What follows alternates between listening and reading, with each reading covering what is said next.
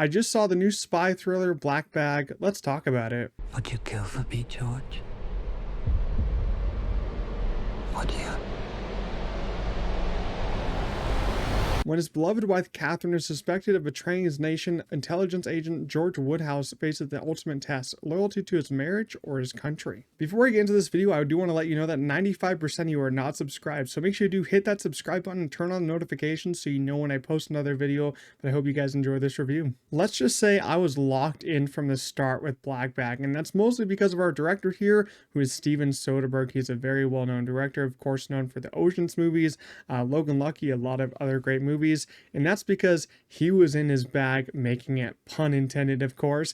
I'm usually tired of these spy movies and thrillers in total because these days they're pretty unserious, and this genre is kind of dying in my opinion because they aren't really directed to that standard that they should be. Like, who remembers like maybe 10 years ago, 20 years ago? Also, if you're a lot older than me, you probably remember thrillers used to be like the name of the game, man. Thrillers used to be on top. Like westerns were on top, then it was thrillers, then it was like sci-fi, then it's horror, and now it's like, action movies all together. And it's like thrillers used to be like that big top genre making all the big bucks.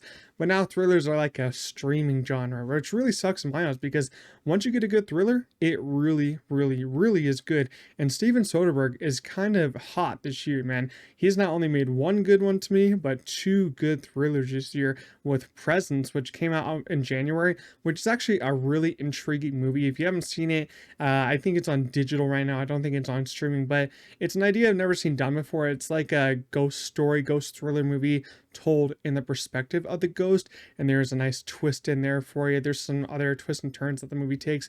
It is a really interesting movie, only like an hour and 20 minutes. A lot of people won't like it, but I think it is worth a watch. And then Black Bag, this another movie with him, Black Bag, which is great in my opinion on all cylinders. And it shows that Steven still has that good old Ocean's charm in him throughout this movie because this is extremely focused and, as I said, locks you in from that first scene to the last, because the first scene gives you all the information you need. First scene, you go in Michael Fassbender's character George, and he learns that there's a traitor inside his inner circle, inside like a circle of like 5 other people, and his wife could be one of them. And he's got to really think about what he wants to do here. He's got to test all these people, and you're like, oh, this is a story. Because I really didn't know too much about the movie. I didn't really watch the trailer, and from the opening scene though, I was like, ooh, this is gonna go in some really interesting directions, and I think it did. And the story is pretty good here, but nothing that will kind of blow you away. As I said, it's kind of like a really grounded story, which to me works a lot. It's more of like a character kind of study. It's a character study of George, Michael Fassbender's character, and his wife. The ultimate test, as I said. Does he betray his wife? Does he betray the country? Does he trust his wife?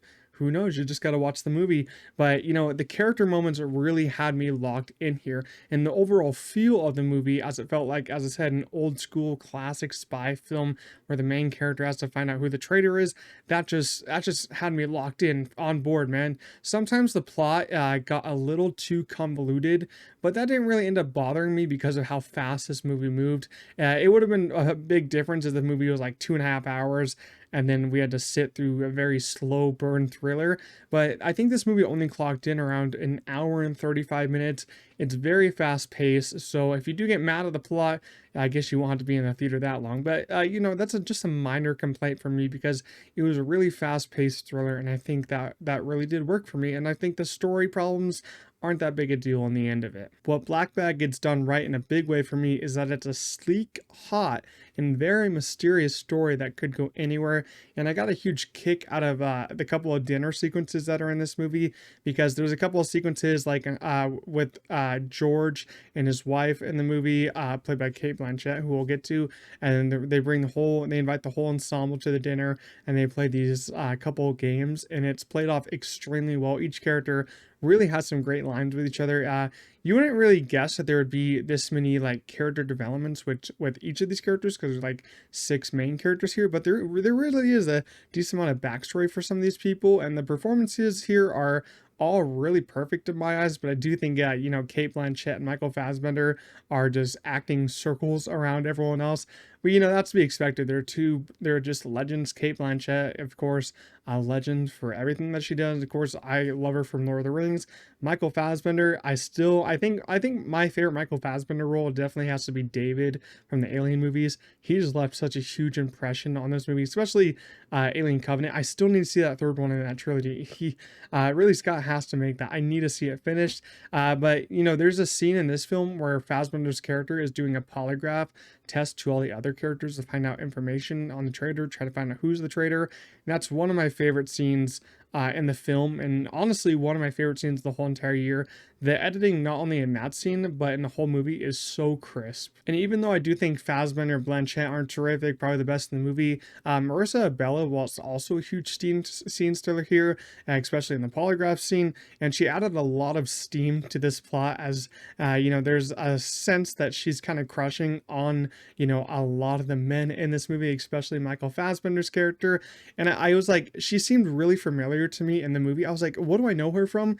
And I looked her up, and she was in the Back to Black movie, the Amy Winehouse movie from last year that I really hated. And I was like, oh, that was the movie. But she was really great here. Probably the second best person in the movie, under, you know, the two top dogs, Kate Blanchett and Michael Fassbender. Overall, Black Bag surprised me with how focused and steamy it was. Steven Soderbergh is literally in his bag this year with two really well-developed thrillers, which is good because, in my opinion, this is a dying genre, but he has brought it back to life. It's also a really strongly edited movie, and the score has some great moments to shine.